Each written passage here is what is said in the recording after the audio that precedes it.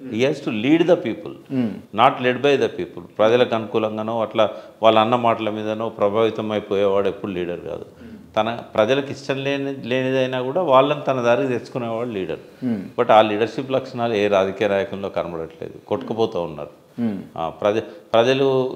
ప్రజలకున్న కొన్ని చౌకబారు ఆలోచనలకు అనుకూలంగా కొట్టుకుపోతున్నారు. ప్రజలను ఈ తప్పు బాబు, నేను చెప్పేది కరెక్ట్, నా దారికి నువ్వు రావాల్సిందే అని తీసుకుపోయే పద్ధతిలో లేదు. రాజకీయాలను భ్రష్టు పట్టించారు అందరు కలిసి. ఇప్పుడు ఒక కొత్త రాజకీయాలు కొత్త యువతతోని ముందుకు రావాల్సిన అవసరం ఉంది. ఒక నవతరం కొత్త పార్టీతో ముందుకు వస్తే తప్ప ఈ ప్రక్షాళన జరగదు. బట్ ఆ యూత్ కూడా అట్లాగే అయిపోయినారు, భజన పరులు అయిపోయినారు, లాయల్గా ఎవరు నేను ఫలానా వ్యక్తి మనిషిని అని చెప్పుకునే స్థాయికి దిగదారిళ్ళు. ఇండివిజువాలిటీ పోయింది, ఒక మంచి రాజకీయాల పట్ల ఆసక్తి లేదు. ఎవరైనా మాలాంటి వాళ్ళము అట్లా ఆలోచించినా కూడా మాకు అక్కడ అవకాశాలు ఉండవు కాబట్టి ఐసోలేట్ అయిపోతున్నాం. వ్యాఖ్యానించడానికే తప్ప పరిపాలనకు మేము పనికి రాకుండా పోతున్నాం. Right, okay. ఇప్పుడు బీజేపీ నూతన అధ్యక్షుడిగా ఎవరుంటే బాగుంటుంది? తెరపైకి వస్తున్నటువంటి పేర్లు ఖచ్చితంగా ఇటు ఈటల రాజేందర్ గారిది వినిపిస్తూ ఉంది ప్రప్రథమంగా. ఎవరుంటే బాగుంటుందని మీరు అనుకుంటా ఉన్నారు? ఇప్పుడు వీస్తున్న గాలి బీసీలు. మహేష్ కుమార్ని ఎప్పుడైతే కాంగ్రెస్ పెట్టిందో అంతకంటే ముందే బీసీ విషయంలో కమిట్ అయింది బండి సంజయ్కి. ఆల్రెడీ ఒక టర్మ్ ఇచ్చారు కాబట్టి ఖచ్చితంగా ఈటల రాజేందర్కే వాళ్ళు ఇస్తారు. ఎవరుంటే బాగుంటుంది అనేది వాళ్ళ ఇష్టం, మనం ఎట్లా చెప్తాం. బట్ ఈటల రాజేందర్ రావడం వల్ల ఆ పార్టీకి మళ్ళొకసారి జీవం పోసినట్టు అవుతుంది. ఎందుకంటే ఆయన కేవలం అంటే బీజేపీలో ఆయన ఉన్నా కూడా వ్యక్తిగత ఫాలోయింగ్ రాజేందర్కి ఎక్కువ ఉంది. ఒకటి ఆయన లెఫ్టిస్ట్ కావడం, సో లెఫ్ట్ భావాలతో ఉన్న వాళ్ళు కూడా బీజేపీ అంటే ఇష్టపడరు కానీ రాజేందర్ అంటే ఇష్టపడతారు. రెండవది టీఆర్ఎస్లో ఆయనకున్న సత్సంబంధాలు. ఎవరికైనా టీఆర్ఎస్ నచ్చకపోయినట్టయితే ఒక ఆప్షన్గా రాజేందర్ వెంటపోయే అవకాశం ఉంటుంది. కాబట్టి బీజేపీ బలపడడానికి రాజేందర్ అక్కడ ఉపయోగపడతాడు. Right, okay. అంటే ఇప్పుడు రాజేందర్ గారికి ఒకవేళ బీజేపీ రాష్ట్ర అధ్యక్షుని పదవి అప్పచెప్తే జనరల్గా ఏం జరుగుతుంది అని అంటే బీజేపీ ఎక్కడున్నా కూడా ఆర్ఎస్ఎస్ నుంచి వచ్చిన వాళ్ళకు, కర్ర పట్టుకొని వచ్చిన వాళ్ళకు, సంఘులో ఉన్న వాళ్ళకు పదవులు అప్పచెప్పింది కానీ వినూత్నంగా ఈ లెఫ్టిస్ట్ భావాలు ఉన్న వాళ్ళకు పెద్దగా చెప్పలేదు. మరి చెప్పే అవకాశాలు ఉంటాయా? అంటే ఆర్ఎస్ఎస్ హోల్డ్ బీజేపీ మీద లేదని నేను అనను, కానీ బీజేపీ కూడా అన్ని పార్టీలతో సమానమైంది ఇప్పుడు. దానికి ఏం ప్రత్యేకత లేదు.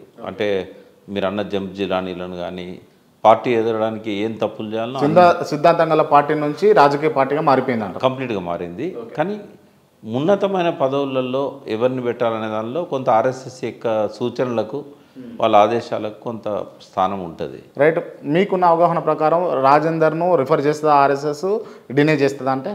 అంటే ఈ విషయాల్లో పెద్దగా జోక్యం చేసుకోవచ్చు. రాజేందర్కు ముఖ్యమంత్రి చేయాలన్నా వద్దా అనే కాడ ఆర్ఎస్ఎస్ యొక్క పాత్ర ఉంటుంది. బీజేపీని బలోపేతం చేయడానికి ఎవరిని పెట్టాలనే కాడ ఆర్ఎస్ఎస్ పాత్ర ఉండదు, బీజేపీదే ఉంటుంది. Okay, right. ఇది బీజేపీ వ్యవహారం. అండ్ కాంగ్రెస్ వ్యవహారం చూసుకుంటే రేవంత్ రెడ్డి దిగిపోయి కొత్త ముఖ్యమంత్రి రాష్ట్రానికి వచ్చే అవకాశాలు ఉన్నాయా? ఇక్కడ కొంచెం ఇది డీప్గా పోయి ఆలోచిస్తే మనకు దానికి సమాధానం దొరుకుతుంది. ఎందుకు అంటే రేవంత్ రెడ్డి నాకు తెలిసి 5 ఏళ్ళు ముఖ్యమంత్రిగా ఉంటాడు. ఒకవేళ కాంగ్రెస్ ఆయన దించడానికి ప్రయత్నం చేస్తే ఆయన బీజేపీ పార్టీ తరఫున ముఖ్యమంత్రి ఉంటాడు సపోర్ట్తోని. ఆయన ముఖ్యమంత్రిగా కొనసాగడం అయితే తథ్యం. ఒకవేళ బీజేపీ ఆయనను పడగొట్టాలనుకుంటే ఇప్పుడు బీజేపీకి అవకాశం లేదు. ఎందుకంటే చంద్రబాబు నాయుడు బీజేపీని కంట్రోల్ చేస్తున్నాడు, బీజేపీ కేంద్ర పాలనను చంద్రబాబు నాయుడు కంట్రోల్ చేస్తున్నాడు. చంద్రబాబు నాయుడు వద్దంటే వాళ్ళు ఆగిపోతారు, రేవంత్ రెడ్డిని దించే ప్రయత్నం చేయరు. ఎందుకంటే చంద్రబాబు నాయుడుకు రేవంత్ రెడ్డికి ఉన్న సంబంధం అటువంటిది. కాబట్టి చంద్రబాబు నాయుడు కాదని బీజేపీ రేవంత్ రెడ్డిని దించే ప్రయత్నం చేయదు.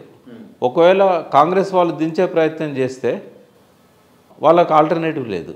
ఇప్పుడు రేవంత్ రెడ్డి దిగిపోతే కాంగ్రెస్ పాలనే పోతుంది. ఇదే రేవంత్ రెడ్డి కొంతమందిని చీల్చుకొని బీజేపీ సపోర్ట్తోని అవసరమైతే బీఆర్ఎస్ సపోర్ట్ కూడా తీసుకొని అధికారంలో కొనసాగుతాడు. బీఆర్ఎస్ సపోర్ట్ తీసుకొని ఎందుకంటే సపోర్ట్ చేస్తారా? బీఆర్ఎస్ సపోర్ట్ చేస్తుందా? అప్పుడున్న పరిస్థితులలో చేయొచ్చు, చేయకపోవచ్చు, అది వాళ్ళ ఇష్టం అది. బట్ ఒకవేళ బీఆర్ఎస్ సపోర్ట్ లేకపోయినా కూడా ఆయన రేవంత్ రెడ్డి మేనేజ్ చేసుకోగలుగుతాడు. బట్ నాకు తెలిసి అయితే ఇంకో 4 ఏళ్ళ దాకా ఇంకో ముఖ్యమంత్రిని మనం ఊహించడం అనేది అనవసరం. నేనే అన్నాను ఒక స్టేజ్లో ఇక డిసెంబర్తో అయిపోతున్నదని. కానీ ఎప్పుడైతే పార్లమెంట్ ఎలక్షన్లో చంద్రబాబు నాయుడు బీజేపీ ప్రభుత్వానికి మద్దతు ఇచ్చి ఇంకా తిరుగులేని ఆధిపత్యాన్ని అక్కడ చెలాయిస్తున్నాడు, ఇంకా రేవంత్ రెడ్డికి వచ్చిన ఇబ్బంది ఏం లేదు. ఎందుకంటే